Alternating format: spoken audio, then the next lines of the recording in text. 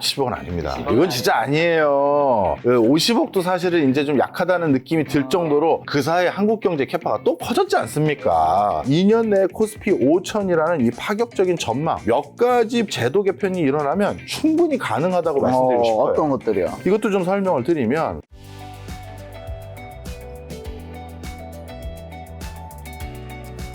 자, 8월 1일 새 정부 출범에 고공행진하던 한국 증시가 마이너스 3.8% 급락했다가 오늘은 또 증시 분위기가 좋더라고요. 일단 이전에 급락했던 이유랑 그리고 그 급락했던 이유가 앞으로 시장의 여파를 안 미치는지, 그리고 지금 오늘 증시가 좋은 거 보니까 이제 증시 괜찮은 건지. 네, 좀 설명을 좀 드리겠습니다. 많은 분들이 마침 공교롭게 타이밍이 증시가 급락하기 하루 전날 우리나라와 미국과의 관세 협상이 어느 정도 타결됐다. 그래서 그 후폭풍이 그 다음날 증시를 폭락시킨 원인이다, 이렇게 얘기하시는 분이 일부 계셨고요. 그다음 두 번째는 그 당일 증시 폭락한 당일날 세제 개편안이 증시 친화적인 형태에서 일부 후퇴했다라는 그 내용이 주요한 것이 아니었느냐. 대주주 50억에서 10억. 맞습니다. 그게 두 번째고요. 그다음에 세 번째는 바로 미국 연준의 금리 기조 인하가 좀 멀어지는 거 아니냐, 뭐 이런 대외적인 이슈들이 있었습니다. 근데 결론을 살펴보니까요,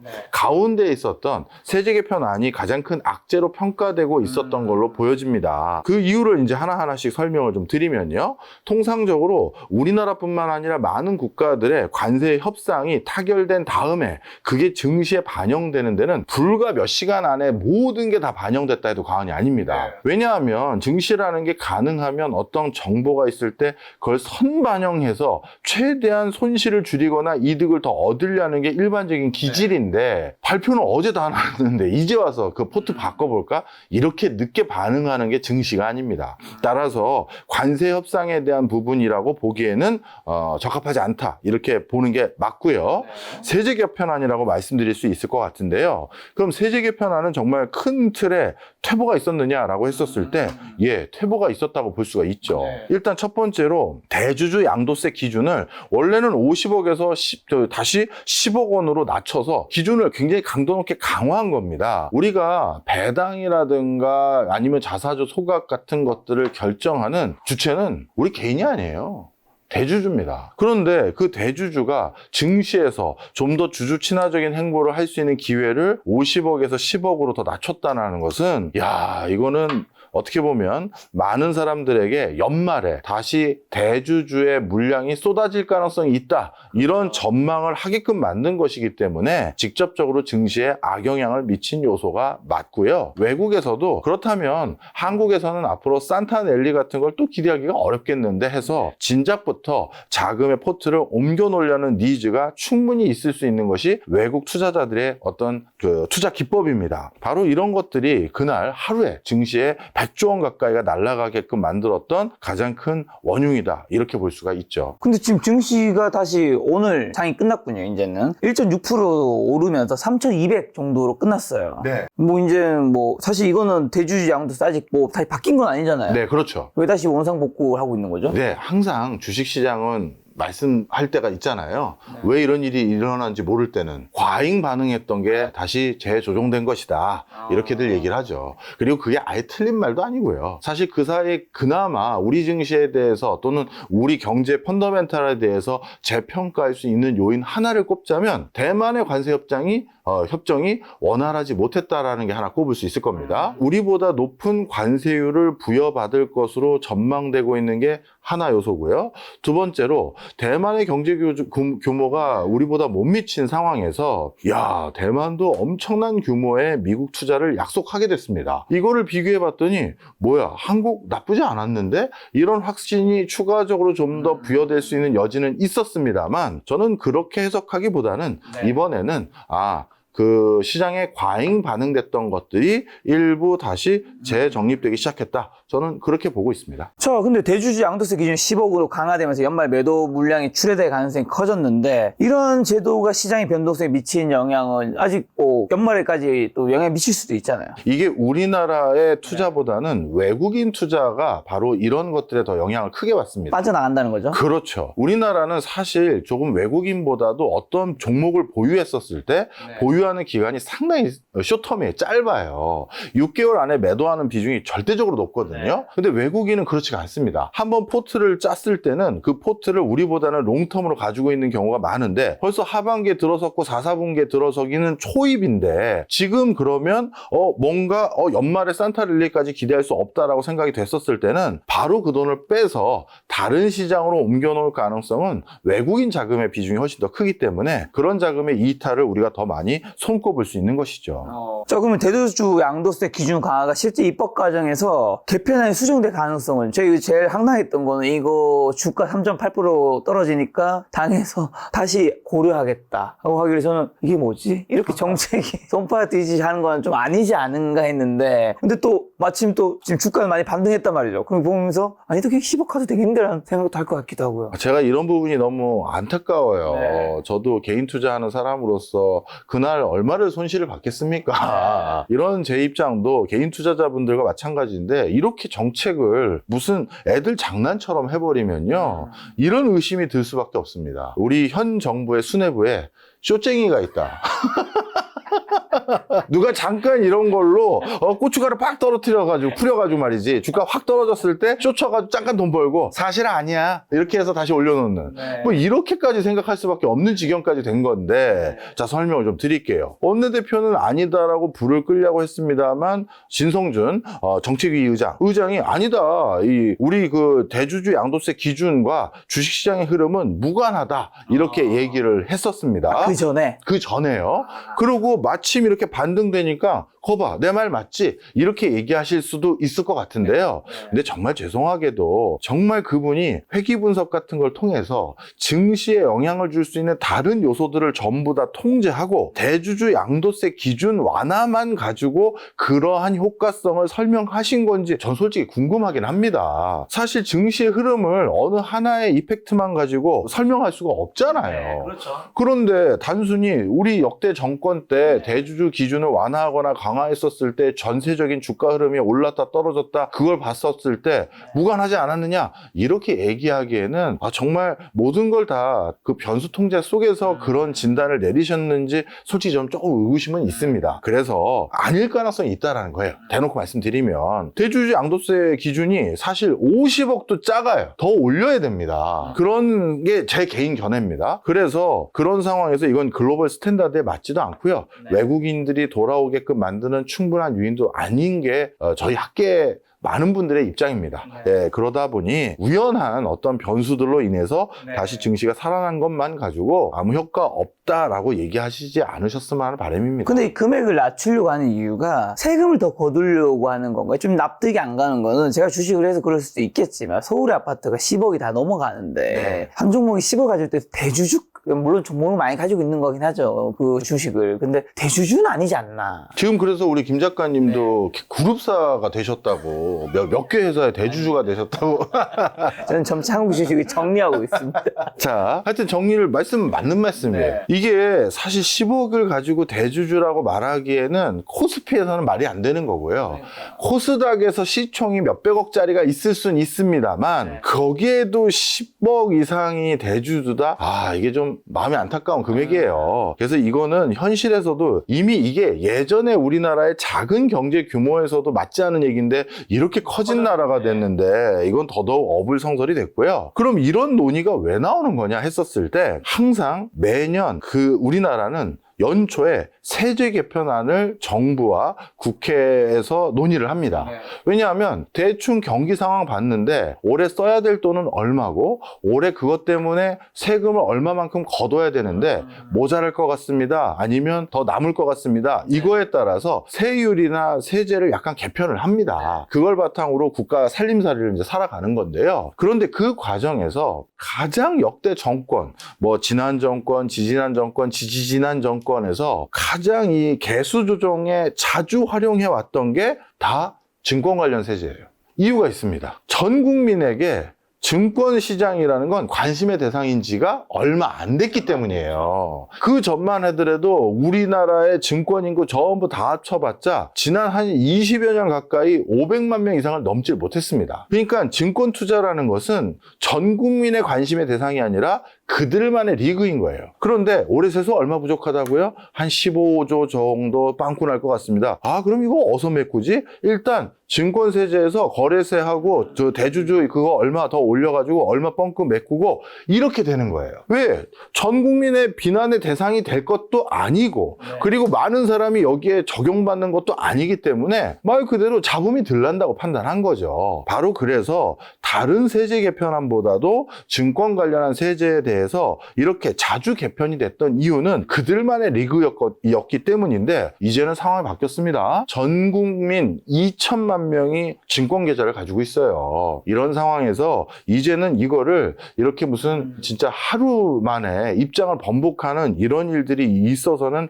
안 되는 대상으로 바뀌었다는 걸 기억하셔야 되고요. 그럼 또 한 가지, 대주주에 대해서 그동안 추가로 과세해야 된다, 말아야 된다, 여기에 대한 양쪽 진영에 대한 가치 철학이 매번 달라졌겠죠. 진보 정권이 들어섰을 때는 자연스럽게 대주주에 대해서 좀 더 증세에 대한 논의가 많았었고요. 그래서 문재인 대통령 시절에도 대주주 양도세가 대폭 강화됐었고 그걸 윤석열 대통령이 좀 완화했었고 그리고 그 전에 이명박 대통령도 대주주 양도세 기준을 완화하는 그런 정책을 입안한 적이 있습니다. 이처럼 어떤 정권이 들어서느냐에 따라서 그 정권의 증권 관련한 세제, 대주주 관련한 증세 여부에 대한 철학이 일부 반영된 게 중첩되다 보니까 이쪽 분야의 조세 체계가 정말 이렇게 갈짓자 행보를 계속 하고 있고요. 이건 외국 학자들도 의구심을 갖게 만드는 행보예요. 이거는 좀 우리도 이제 좀 바로 잡을 때가 된 것 같습니다. 과거 정부도 대주주 기준이 여러 차례 바뀌었는데 이점 잦은 정책 변경이 국내 시장의 장기적인 안정성을 해치는 요인이 될 텐데 그렇다면 경제 전문가이신 교수님 봤을 때는 대주주는 얼마로 해야 됩니까?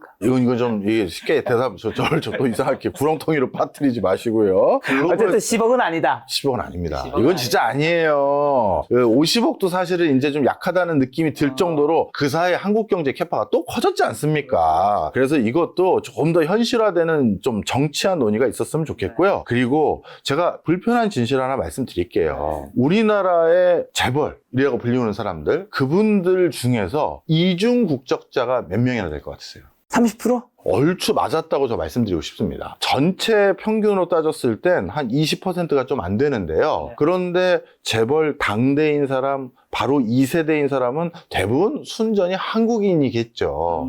근데 3세부터 조기 유학을 갔거나 4세부터는 아예 미국에서 태어난 사람도 있을 거 아니겠습니까? 그러다 보니까 3, 4세의 비중은 이중 국적의 보유자의 현황이 30%가 훌쩍 넘을 가능성이 많아요. 물론 처음에는 저는 선한 의도였다고 믿고 싶습니다. 해외 일찍 유학 가서 글로벌 경영을 배워 다국적인 어떤 마인드를 가져야지 외국어도 잘하고 이렇게 보냈을 겁니다. 그런데 이렇게 장기간에 아주 어렸을 때 외국에 체류하고 나면 이 사람은 사실 완벽하게 한국인이라고 분류하기 어려운 마인드셋과 감수성을 갖게 돼요. 그러다 보니 이런 사람들은 의사결정을 할 때 있어서 우리 회사들, 우리 선대 회장님들부터 다 한국에서 사업했는데 나도 한국에서 어떻게든 성과 내야 되는데 이게 아니라 아니 한국에 왜 이렇게 세금이 센 거야? 난 그러면 아예 미국으로 가지 뭐 아니면 어디로 가지 뭐 이렇게 할 수 있는 맥락적인 상황들이 많아지고 있습니다. 따라서 이런 변화 추세, 이게 올바르다는 게 아니라요. 그런 추세까지 고려했었을 때 한국에서 비즈니스를 더 많이 잉태하고 새로 공장을 짓던 신규 사업을 할 때도 이왕이면 한국에서 하도록 유도하게 만들려면 한국의 조세 체계에 대해서 단순히 로컬 마인드로 여기에서 뛰어다가 여기다 실어줘야지 이런 것만 볼 것이 아니라 조금 더 글로벌 스탠다드한 마인드 속에서 진짜 대주주에 대한 조세 부담이 글로벌리 어떤 수준에 있는 것인지 우리가 살펴볼 필요가 있다. 이렇게 말씀드리고 싶어요. 여튼 결론은 10억은 아니다. 10억은 아닙니다. 10억은 진짜 아니다. 50억보다는 올라가야 될 것 같다. 구체적인 금액은 말할 수 없다. 그렇지만 하여튼 50억도 한 번 더 논의해야 될 정도로 진짜 상황이 바뀐 건 아시죠? 이 50억이 언제적 기준입니까? 예. 자, 기대에 미치지 못했던 또 배당소득 분리 가세안으로 인해 고배당주 투자 매력이 약해졌다는 평가가 있는데 어떻게 보세요? 네, 이것도 좀 너무나도 실망스럽습니다. 사실 많은 사람들이 이제 주식 친화적인, 증권시장 친화적인 정부 들어섰다 하면서 좋아했던 게 다 엊그제인데, 그리고 그 과정 속에서 그래서 이런 것들은 기본권로 우리가 예상했던 법안들인데 이런 고배당 성향을 유도할 수 있는 것들을 자꾸 퇴색시키면 우리가 주식시장에서 가장 중요한 게 배당이 그 중에 하나인데 그렇죠. 이 고배당이 그동안 얼마나 없었는지 잘 알면서 이건 기본으로 당연히 우리가 기대했던 건데 이게 사라졌다는 것도 참 이해할 수 없는 대목이고요. 오히려 정부가 그동안 해왔던 우리 정부가 직접적으로 통제하는 은행들, 금융시장에서 고배당 유도했고 대주주의 지주회사들이라든가 이런 데를 통해서 고배당 유도해왔던 행보들에 조금 더 부합하는 행보만 했다면 제가 보기엔 연말에 4천을 넘지는 못하겠지만 그 언저리까지도 갈 수 있었던 게 우리 증시의 환경입니다. 자, 그러면 이제 4천 얘기해 주셨는데 JP모건이 얼마 전에 2년 내 코스피 5천이라는 파격적인 전망을 내놓았는데 실현 가능하다고 보는지랑 코리아 디스카운트 해소를 위해서 더 근본적 해결책 뭐가 있을까요? 근데 또 며칠 전에는 시티그룹에서는 아시아 주식인가요? 한국 주식이 비중 축소에 대한 의견을 좀 낸 걸로도 알아요. 사실 우리 경제의 호재와 악재가 공존하고 있는 건 분명한 사실입니다. 그런데 아시아 경제에서는 중국이 차지하는 비중이 절대적인 국가가 너무나도 많습니다. 그런데 중국이 지금 전방위적인 미국의 통상 압박으로 어느 정도 아시아 시장에서의 역할과 기능을 잃어버릴 것이고 그 과정에서 그 공백 상황이 어느 정도 있을 수밖에 없는 것이기 때문에 그런 관점에서 CT에서는 아시아 투자 비중에 대해서 약간의 부정적인 의견을 피력한 게 사실인데요. 우리는 그 사이에 중국의 투자 비중, 중국의 어떤 수출 비중을 급격히 줄여오고 있는 것이 사실입니다. 그렇기 때문에 한국은 상대적으로 이런 아시아 전체적인 어떤 공백 상황에 대한 우려가 우리는 좀 덜한 편이다라는 걸 주목하실 필요가 있고요. 오히려 저는 JP 모건이 말한 2년 내에 코스피 5천이라는 이 파격적인 전망, 이것도 몇 가지 부수적인 제도 개편이 일어나면 충분히 가능하다고 말씀드리고 싶어요. 어떤 것들이요? 이것도 좀 설명을 드리면 많은 분들이 아니 교수님 코스피 5천이 어떻게 가능합니까? 우리 기업들의 실적이 좋아질 것 같아 보이지도 않고 특별히 미래 신산업들이 뚜렷하게 보이지도 않는데 이런 말씀 하시는데 우리가 증시가 반등하려면 이 세 가지 요소를 확인해 봐야 됩니다. 하나는 기업의 실적입니다. 그리고 또 하나는 실적은 안 좋지만 미래에 대해 기대감이 좋은 회사들이 있잖아요. 대표적으로 우리 예전에 테슬라가 그랬죠.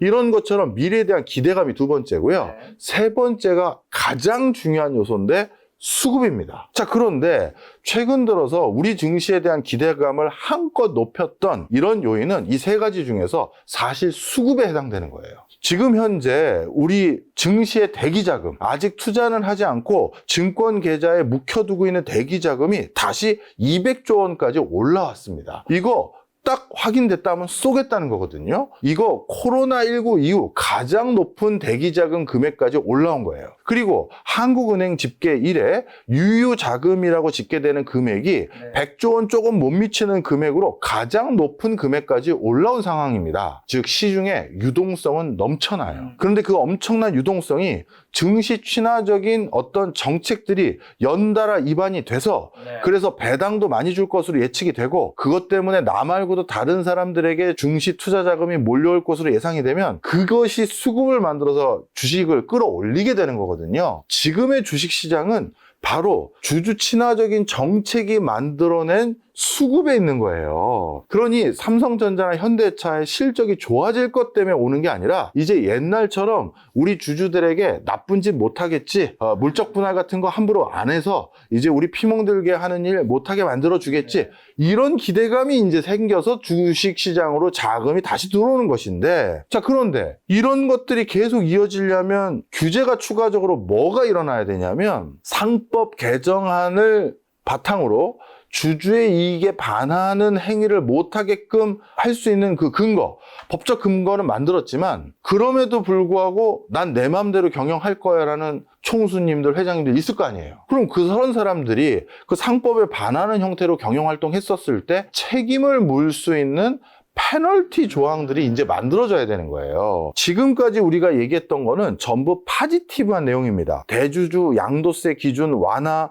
그리고 배당소득 분리 과세, 이거는 혜택을 더 주겠다는 건데 미국처럼 혜택을 더 주는 것뿐만 아니라 잘못했었을 땐 민사뿐만 아니라 형사까지 책임을 물 수 있는 그런 페널티적인 네거티브한 조항까지 만들어졌을 때, 야, 이거 내가 주주 친화적인 행보 잘못 안 했다가는 나 빵에 가겠네. 야, 이거 진짜 내가 큰일 나겠네. 기업인은 반발이 심할 것 같은데요? 기업인은 반발이 심하죠. 그런데 저는 이렇게 말씀드리고 싶어요. 대기업이라는 이유만으로 도매급으로 다 일괄 처분됐던 선량한 대기업도 우리나라에 꽤 있습니다. 그 대기업들 입장에서는 아, 제발 이런 것 좀 해. 나는 그동안 배당 꽤 많이 줬고 그것 때문에 나는 그래도 굉장히 많이 주주 친화적인 행보를 해왔는데 왜 그걸 나도 대기업이라고 다 도매급으로 처리하냐? 이런 사람들 입장에선 아주 반길 거예요. 자, 그래서 이런 페널티적인 부분까지도 이게 우리나라가 그 전 세계적으로 강도 높게 하라는 게 아니라 미국 수준 정도만 하자는 거예요. 그 정도만 해도 저는 JP 모건이 말했던 2년 내 코스피 5천 할 수 있다. 정부의 소비 쿠폰 지급 내수 활성화에 요 실질적 효과를 내고 있나요? 저도 최근에 받은 거 다 썼는데 이런 정책이 소비재 관련 기업 주가에 미치는 영향 언제까지 이어질까요? 저는 편의점에서 거의 다 쓴 것 같긴 합니다. 네, 잘 쓰셨네요. 네. 이 효과에 대해서는 이미 정부가 어느 정도 추산한 것을 발표했죠. 경제 성장률의 0.1%포인트 상승 정도가 기대된다. 사실 절대적인 수치 자체로는 작다고 생각하실 수 있고요. 저도 작다고 생각하는 부분이 있습니다. 하지만 지금 내수 경제가 꺼져가고 있는 상황에서 뭐래도 해야 되는 건 맞거든요. 그리고 이거를 비판하는 분들이 있다면 저 같은 학자들은 대안까지 제시해야 될 책무는 많지는 않아요. 하지만 직을 가지고 계시거나 현 정부의 리더십이 있거나 아니면 반대 진영에 계신 분들 중에서 국가 리더십을 지향하는 분들이 있다면 단순히 비판만 하시면 안 되고 이제는 내수를 어떻게 살릴 또 다른 대안을 주셨어야죠. 아니, 국가 경제 성장률이 0%대로 떨어져 가고 있을 때 뭐래도 해야 되고 그 뭐래도 해야 되는 가장 큰 자금원이 재정 투여잖아요. 그래서 그걸 일부 쓴 것인데 효과는 적은 거 저도 동의합니다만 그걸 적으니 이거 하지 말라라고 하시려는 분들이 있다면 다른 대안을 제시를 해야 되는 거죠. 근데 그분들도 비판하는 이유는 어쨌든 이게 뭐 돈을 푸는 게 장기적으로 안 좋은 것도 있을 수 있기 때문이겠죠? 아니에요. 제가 이 정치 쪽에 요즘 분위기를 보니까요. 비판을 위한 비판만 하는 경우가 많아요. 진짜 나름대로 우리나라를 대표하는 정당의 국회의원들이나 국가 리더십을 지향하는 분들이라면 소비 쿠폰 급한 불 끌려고 하신 것 같은데 그런 거 한번 해보자고 하신 것 같은데 그러면 뭐가 문제냐 하면 쭉 얘기하시고 그리고 국가 경제 성장률에도 0.1%포인트밖에 증가를 못합니다. 그래서 저희는 다른 대안으로 0.3%포인트 올릴 수 있는 이런 방안을 가져왔습니다 라고 해야 해드릴 텐데 0.1%밖에 안 돼 이렇게만 끝나면 그럼 이것도 안 하면 원래 경제 성장률을 지켜보고 있으라는 거냐 이렇게 되는 거잖아요. 자, 그래서 효과가 좋지 않다. 저도 공감한다. 하지만 비판을 하실 높은 직위에 있는 분들은 저 같은 동네 학자 말고요. 대안을 가져와라. 대안 가져와라. 그러면 이제 세제 개편에서 마지막으로 최근에 시장 급락은 숨고르기 장세의 일부일까요? 본격적인 하락 추세의 시작인지 그리고 만약에 숨고르기 장세라면 앞으로 8월부터 시장을 좀 이끌어갈 주도주는 좀 뭐가 될까요? 네, 저는 반도체라고 생각합니다. 일단 숨고르기라고 생각하시는군요. 그렇죠. 그 이유가 여러 가지가 있습니다만 지금 간신히 꺼놓은 부동산의 불, 이 코스피 5천까지 달려가는 순항을 하지 않으면 다시 부동산으로 자금이 흘러 들어갈 수 있는 여지도 많이 있습니다. 우리가 지금 부동산 상승률이 꺾인 것이지 이게 하락으로 돌아선 거는 아직은 아니거든요. 아직 하락은 아니라고 하더라고요. 그렇죠. 그렇기 때문에 지금 잠재운 시장을 다시 증시마저도 기대감이 없다면 자금은 다시 부동산으로 돌아갈 수밖에 없어요. 그렇기 때문에 이런 부담감이 있다는 걸 알고 있는 정부가 어떻게든 진성준 정치기획 의장인가요? 그분도 국가를 위해서 나름대로 의견을 주신 거겠죠. 하여튼 어느 소통을 해서 조율을 다시 할 거라고 저는 믿습니다. 그리고 또 한 가지, 이제 앞으로 올 하반기부터 내년부터는 AI가 우리 챗 GPT라든가 퍼플렉시티 같은 웹이나 앱을 기반으로 한 AI가 아니라 피지컬 AI, 로봇을 기반으로 한 AI 시장으로 완전히 트랜스퍼하는 초입이 됩니다. 이 시장 규모는 저도 시장 규모 예측하는 많은 일을 해봤는데 경단위 이상의 시장 규모를 볼 수 있는 산업이에요. 그러면 반도체 시장에 또 하나의 커다란 시장이 형성돼 가는 거거든요. 그럴 때 또 우리나라의 코스피는 반도체가 이끌지 않으면 코스피가 상승하기 어려워요. 저는 그런 여러 가지 추세적인 어떤 산업적인 추세를 봤을 때 기대해 볼 만하다. 피지컬 AI, 로봇의 초입이다. 네, 맞습니다. 그러면 로봇주를 사면 되는 거 아니에요? 그런데 우리나라에는 이렇다 할 로봇주가 없잖아요. 그래서 그 로봇에 반드시 들어가야 될 것들이 바로 반도체입니다. 그래서 그 반도체와 관련된 분야에서 추가적인 호재들이 많이 나올 것이다. 뭐 대장이라고 하면 삼전 하이닉스인데 그 중에 당연히 삼전이죠. 지금까지는 하이닉스 압도적이었는데요.